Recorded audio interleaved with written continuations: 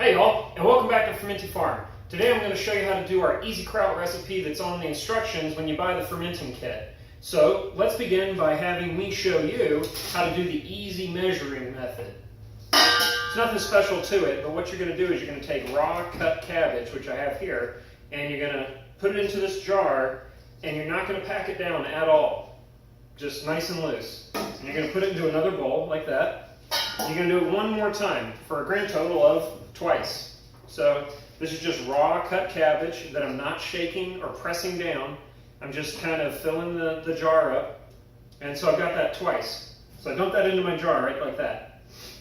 So next thing to do, just like the instructions say, is you're going to take 1 full tablespoon of salt, sea salt, and pour it on there. And you don't have to mash, pound, destroy the cabbage. What you're going to want to do is you're just going to want to take it and turn it over, and you're going to want to coat the cabbage and turn it and flip it and turn it and flip it and turn it and flip it, and just keep doing that for a little while. And what you're going to do, once that's done and nice and coated, is you're going to place it aside for a half of an hour. And in a half of an hour, it's going to have plenty of juice at the bottom, and it's going to have plenty of juice for you to go ahead and fill up your jar that you've got.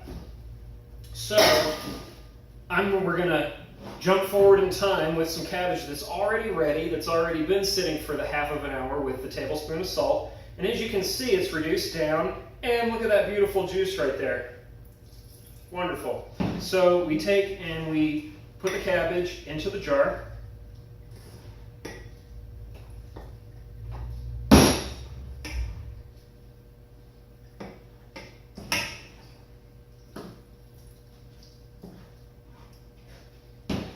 And one little tip about pushing the cabbage down, you really, like I said, you don't have to mash it or beat it or destroy it.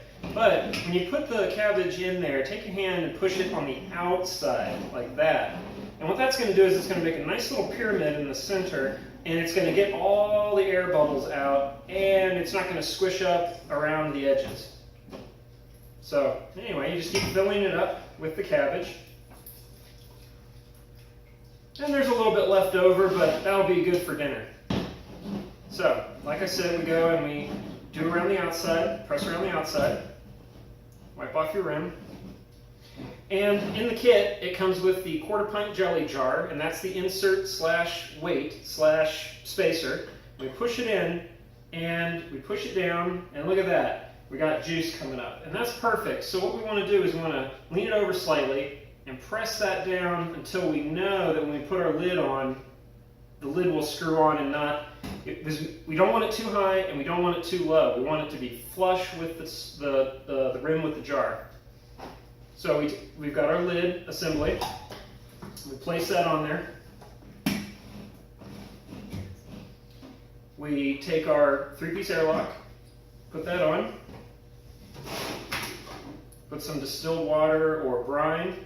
I like to use brine, like that,